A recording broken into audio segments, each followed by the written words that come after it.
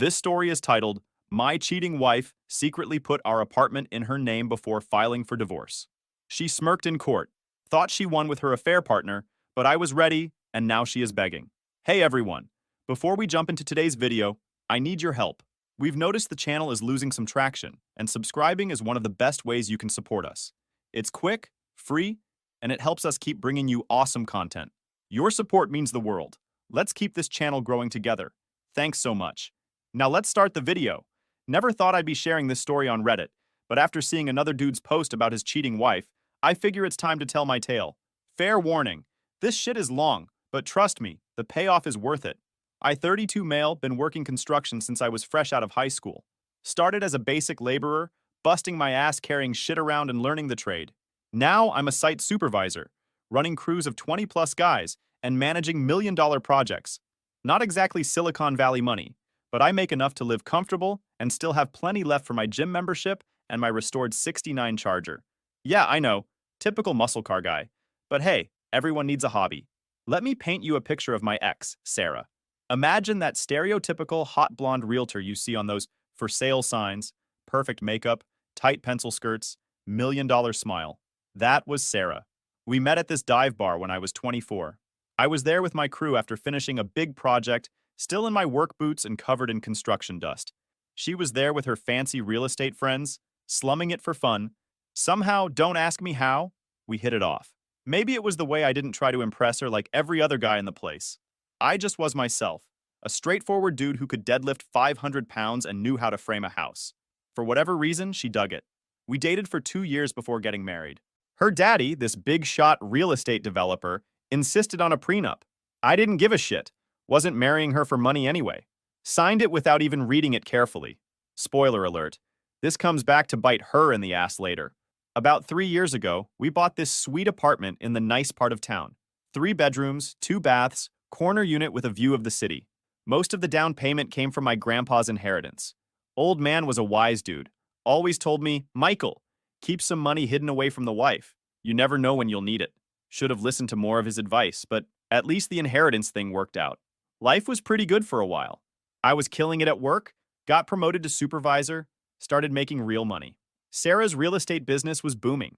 She specialized in those fancy downtown condos, making fat commissions. We had our routines. I'd hit the gym at 5 a.m. before work. She'd do her yoga or Pilates or whatever. We'd sometimes meet for lunch when I wasn't at a job site. Normal married life stuff. Even our arguments seemed normal. She'd bitch about my gym schedule. I'd get annoyed when she'd spend 3 hours getting ready to go out. Sometimes she'd complain that I was too focused on work, or that I didn't understand her creative side, whatever the fuck that means. But nothing major, you know? Nothing that made me think she was planning what came next. First red flag popped up about 6 months ago. Sarah suddenly got super into these women's empowerment seminars. Every other weekend, she'd dress up in these fancy business outfits and head off to network with other powerful women or some shit. Started talking about finding herself and unlocking her potential. Looking back, these seminars were probably where she met the people who helped her plan everything. Then she got weirdly interested in our apartment paperwork. Like, really interested. Started asking about the deed, the mortgage, all that boring legal stuff. I didn't think much of it at the time.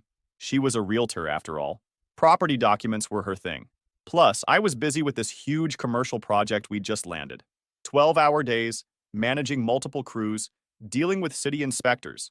I didn't have the energy to wonder why my wife suddenly cared so much about our refinancing options. The really weird shit started one night after I got back from the gym. I was still in my workout clothes, feeling pretty good after hitting a new PR on bench press. Sarah was waiting on the couch, laptop open, looking all professional in her work clothes, even though it was like 8 p.m. Babe, she says, all sweet and innocent. I've been looking at our mortgage rates. I think we should refinance. Now, Sarah never called me babe unless she wanted something. Usually it was about buying some expensive furniture or going to one of her work events, but this was different. My credit score's better than yours, she continued, showing me some numbers on her laptop. If we put it under just my name, we could save like $200 a month. I remember sitting there, still sweaty from my workout, something feeling off in my gut. When I asked about my name being on the deed, she waved it off like it was nothing. Oh, we can add you back later. It's just a technical thing for the bank. You trust me, right? That last line. That fucking last line. That's what set off the alarm bells. Sarah was always direct, always a straight shooter. This sweet, manipulative stuff? That wasn't her style. That's when I knew something was seriously wrong. But I didn't let on. 8 years of working construction teaches you how to keep a poker face. I just nodded, said we'd look into it, and went to take a shower. But my mind was already racing, pieces starting to come together. The seminars, the late nights at open houses, the weird phone calls she'd take in another room. This is where shit starts getting real weird. Those women's empowerment seminars. Well, I started doing some digging. Called up my buddy Tommy from the construction site. Guy's sister is big into that scene. Turns out these weren't your typical girl boss workshops. They were these exclusive financial freedom meetings run by this shady life coach named Jennifer. Her big thing, teaching women how to secure their financial independence during divorce. Yeah, real classy stuff. But I didn't know any of this yet. I was still playing dumb, going about my routine like nothing was wrong. Wake up at 4:30 a.m., hit the gym, work my ass off at the construction site, come home to my increasingly distant wife. Sarah was getting bolder, though. Started coming home later and later from her open houses. Always had some excuse ready. Oh, the clients wanted to see the house at sunset. The paperwork took longer than expected. Had to network with some new clients. One night, she comes home smelling like expensive cologne. Not the kind I wear. I'm more of a basic Old Spice guy. This was that fancy shit that costs more than my weekly grocery budget. When I mentioned it, she got all defensive. It's probably from the house I was showing. The owners have one of those fancy automatic sprayer things. Sure, Sarah. And I'm secretly Batman. The real kicker came about a week after that refinancing conversation. I'm at this new job site downtown, overseeing the foundation work on this luxury condo building. Tommy, my concrete guy, comes up to me looking uncomfortable as hell. Hey, Mike, you might want to see this. He pulls out his phone, shows me a picture his girlfriend took at this fancy restaurant called LeBlanc, or some pretentious shit like that. There's Sarah, all dressed up in a tight black dress I definitely didn't buy her, sitting real cozy with this guy in a $1,000 suit. They weren't exactly looking at property listings, if you catch my drift. Turns out Mr. Fancy Suit was Brad Thompson, one of the top divorce lawyers in the city.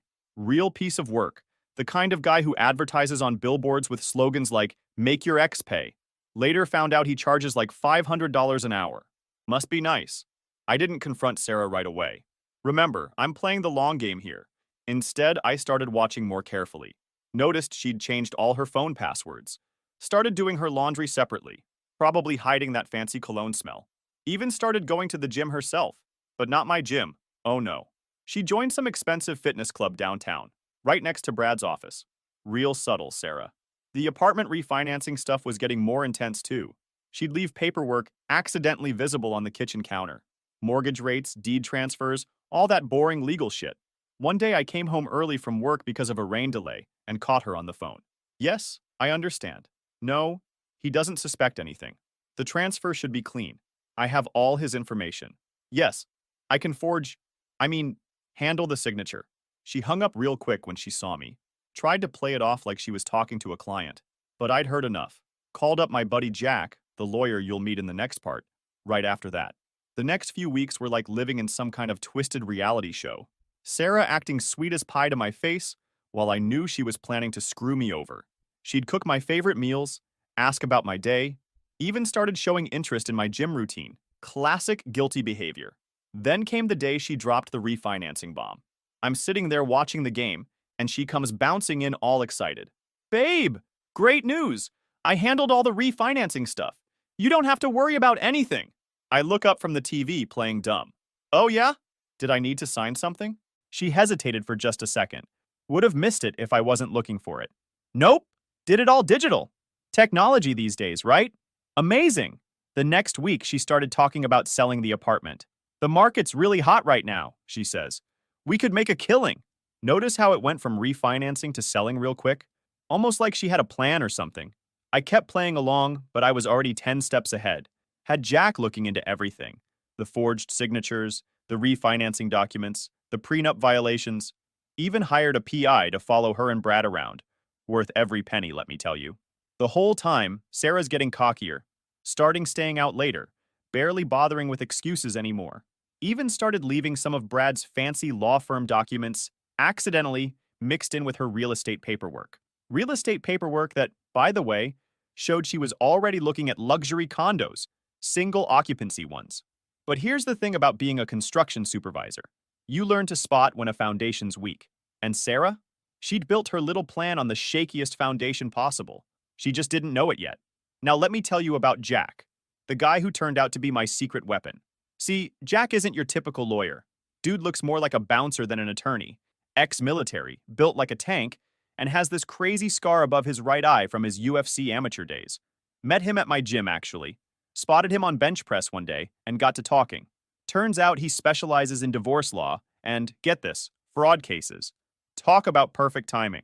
When I first showed Jack what I had, the refinancing papers, the sketchy phone calls, Tommy's photo of Sarah and Brad, he just sat there for a minute, cracking his knuckles with this weird smile on his face.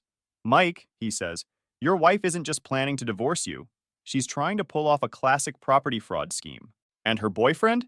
He's done this before. Turns out Brad Thompson had a bit of a reputation. Jack pulled up some sealed court records. Don't ask me how. Showing 3 other cases where wives mysteriously got their houses transferred to their names right before filing for divorce. All of them were Brad's clients. All of them used the same method: forged signatures, rushed transfers, quick sales. But here's the kicker. None of those houses had prenups like ours did. Jack's first move? He hired this badass P I named Maria. Ex-cop, takes no shit from anyone. She started following Sarah and Brad, building a paper trail. Within a week, she had enough dirt to bury them both. Photos of the meeting at his private gym. Yeah, that's where Sarah was really working out. Audio recordings from their lunch meetings, where they discussed the property transfer. Copies of emails they thought were deleted. Pro tip, nothing's ever really deleted. Security camera footage from Brad's office building, showing Sarah visiting at weird hours. Bank records showing Sarah had opened a secret account and was moving money into it. But the real gold? Maria caught them on video at some fancy hotel, planning out the whole scheme. Full audio, HD video, everything.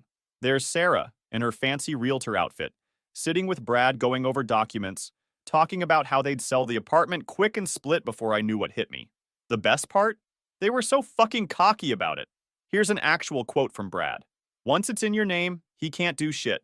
These construction guys never read the fine print. Joke's on you, Brad. I might work with my hands, but I'm not stupid. While all this was going down, I had to keep playing dumb at home. Sarah's getting bolder by the day. Started working late 3-4 times a week, coming home with shopping bags from stores I know we can't afford. Even bought herself a new Mercedes. Told me it was a company car. Yeah, right. One morning I'm at the job site when I get this call from my bank. Some lady from the fraud department wanting to verify a transfer authorization. Apparently, Sarah had tried to move our entire savings account to a new account in just her name. Thank God I'd already moved most of it to a separate account Jack had me set up. But here's where Sarah fucked up real bad. Remember that prenup her daddy insisted on? Jack found this beautiful little clause. In the event that either party attempts to transfer, hide, or otherwise deceive about marital assets, they forfeit all claims to shared property and any potential alimony. Basically, by trying to steal the apartment, Sarah violated the very prenup her own father put in place. The irony is just chef's kiss. Jack was building this massive case file. We're talking 3-inch thick binder full of evidence. But we kept sitting on it, waiting. Why? Because Sarah and Brad were getting sloppy. The more confident they got, the more mistakes they made. They started meeting openly at this fancy wine bar downtown. One of my crew guys even spotted them making out in Brad's Porsche in the parking lot. Real classy. Maria got photos of everything. Sarah going into his house, them shopping for furniture together, for that condo they were planning to move into, even caught them looking at rings one day. Guess Brad was planning to upgrade wives. Then one day, I'm at the gym doing deadlifts when my phone buzzes. Text from Maria. They're meeting with a document forger. Getting it all on video. Sure enough, Sarah and Brad had hired some sketchy dude to forge my signature on the property transfer documents. Cost them 10 grand in cash. Maria got the whole thing on video, including the part where Brad explains exactly how they're going to file the paperwork. The next day, Sarah comes home all excited. Babe, remember that refinancing stuff? It's all done. The apartment's secure now. I just nodded, said that's great, and went back to my protein shake. Inside, I was laughing my ass off. Because while she thought she was securing the apartment for herself, she was actually building the perfect case against herself. Jack called me that night. Mike, we got everything we need. And brother, it's beautiful. It was a Tuesday morning when shit hit the fan. I remember because I was at the construction site early, dealing with some supply chain bullshit. 3 trucks of wrong-sized lumber delivered. Subcontractors arguing about timeline changes.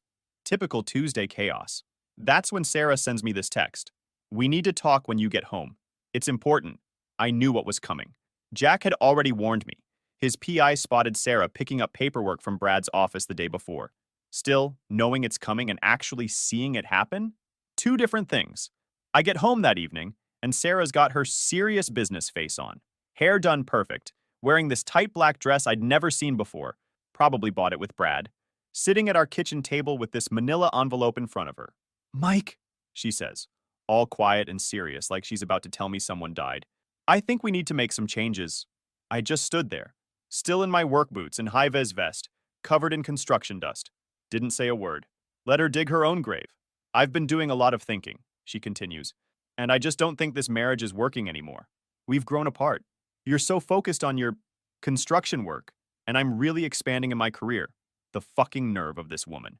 8 years together, and she's acting like my blue-collar job is beneath her now. Meanwhile, she's planning to steal my apartment and run off with a scumbag lawyer who's already married.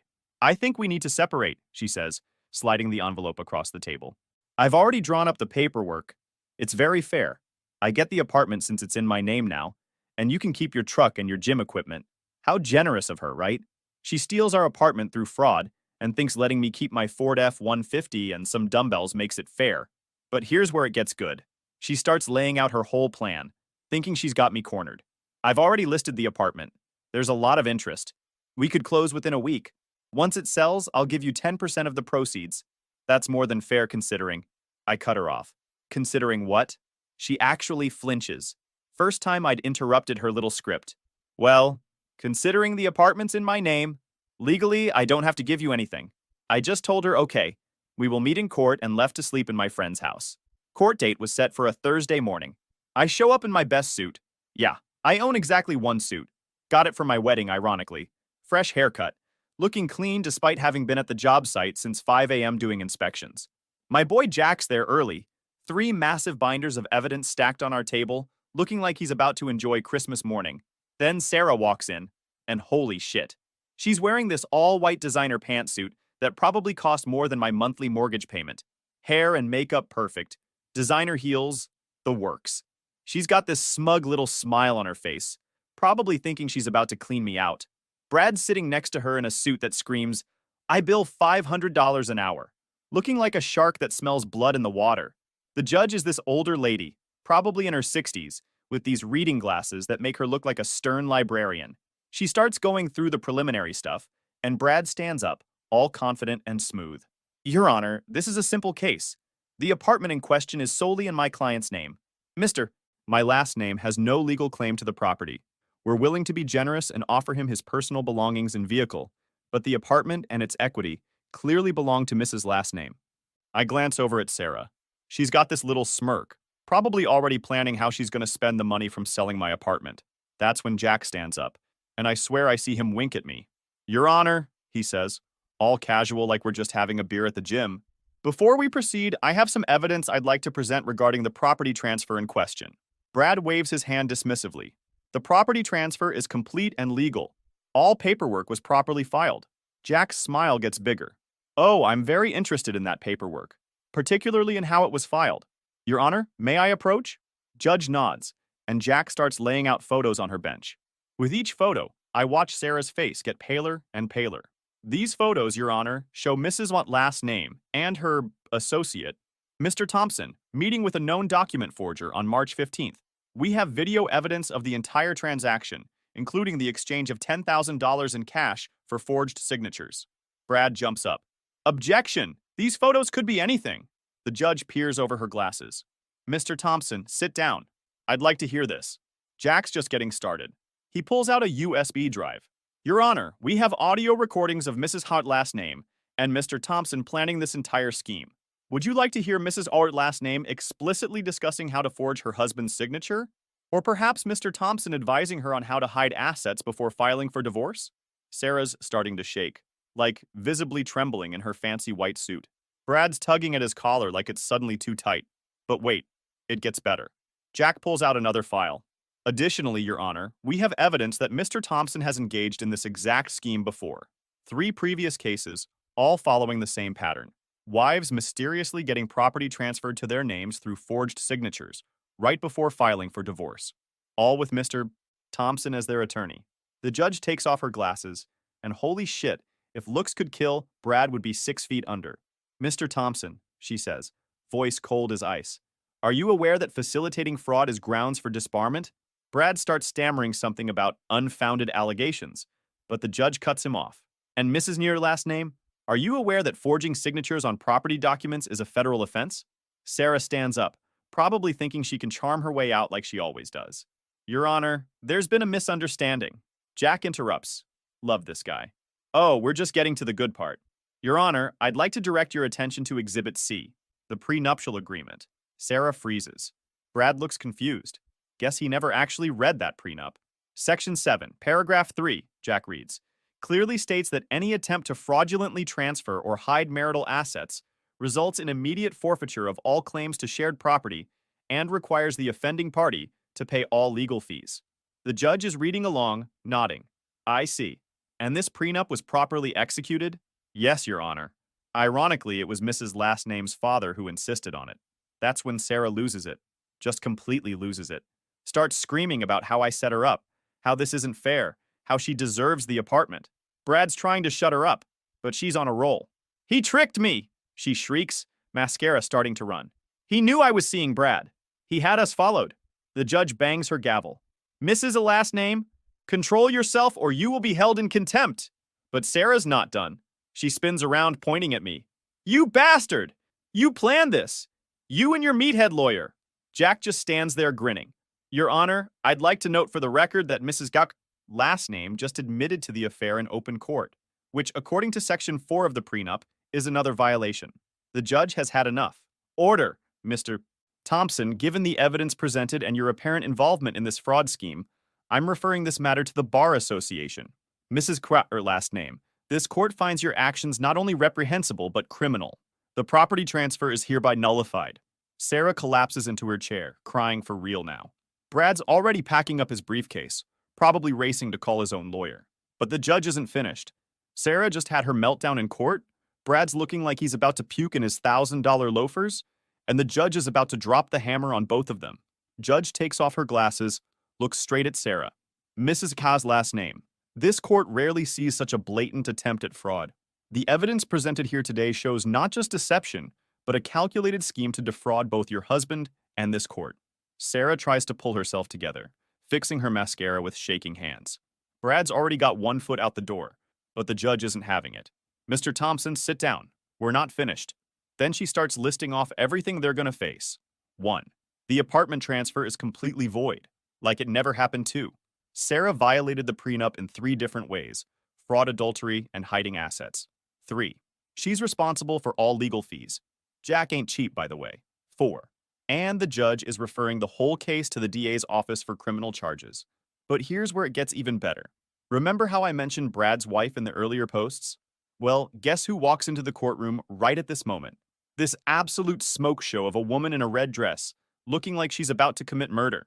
It's Mrs. Thompson, Brad's wife. Turns out Jack made sure she knew exactly when our hearing was scheduled. Brad goes white as a sheet. Like, literally looks like he's seen a ghost.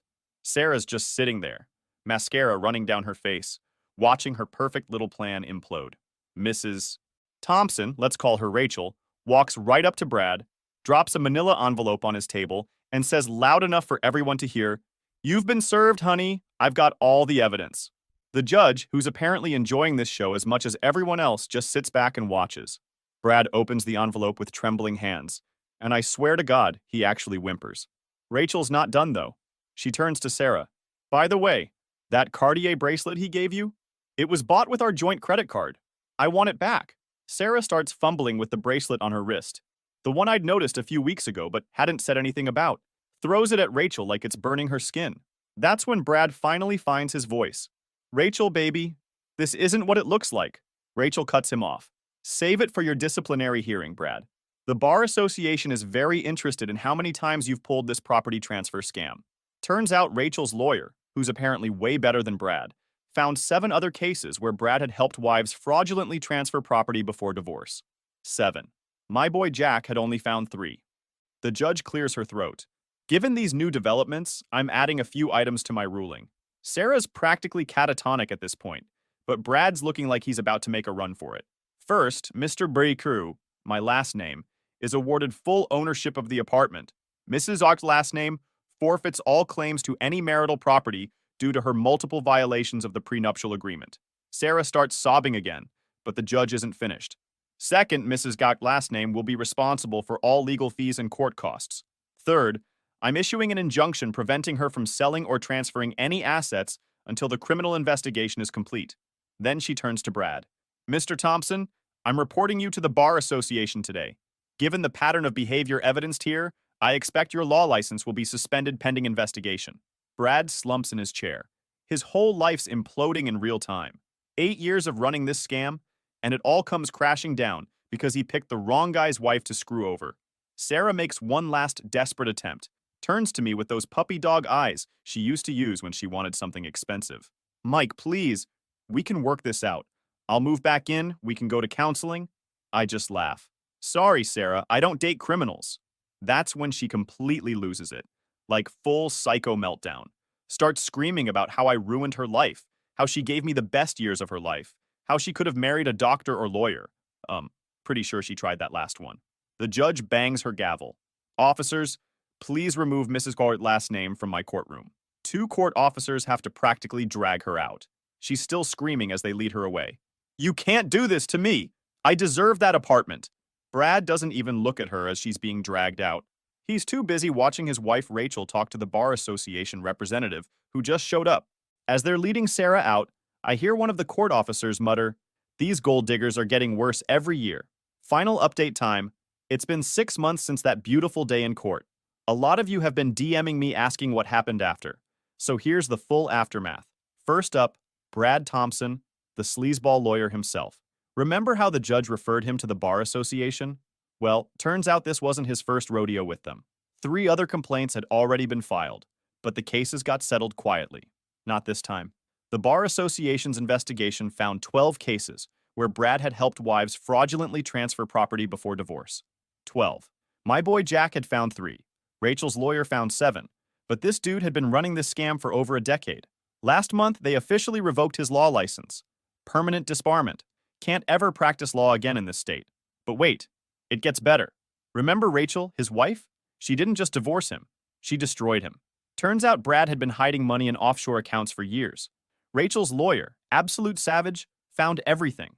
She got their mansion in the suburbs, his BMW collection, all their joint accounts, even his precious golf club membership. But the real cherry on top?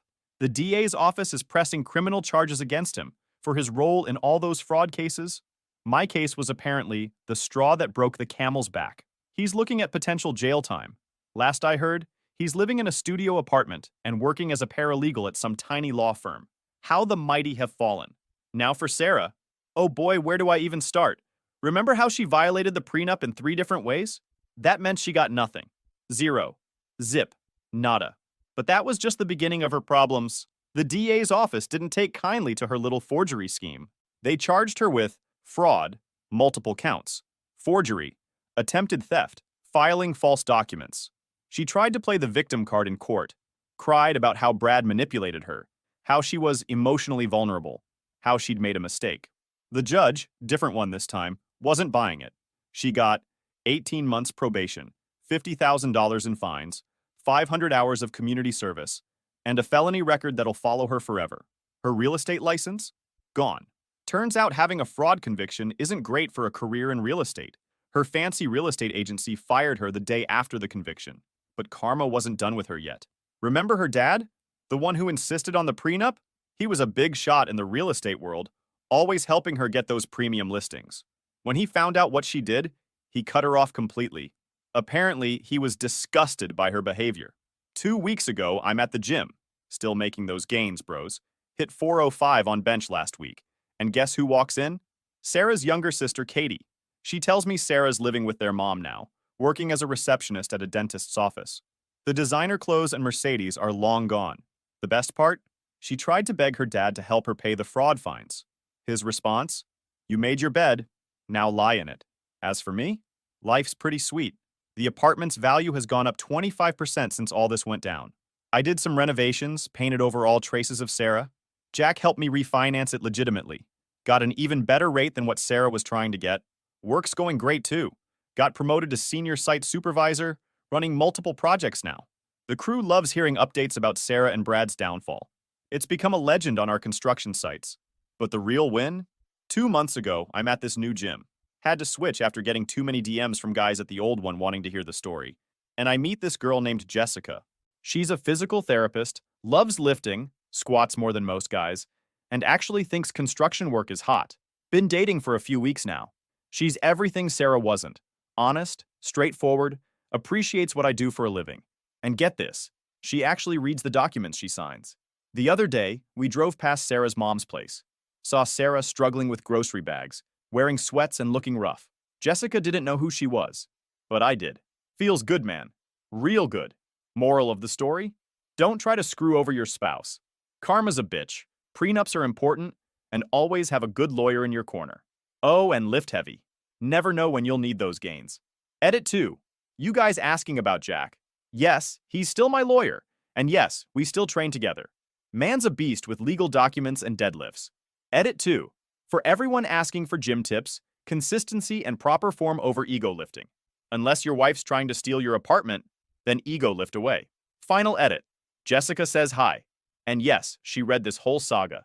Says I'm a better writer than I give myself credit for. Keep her, right?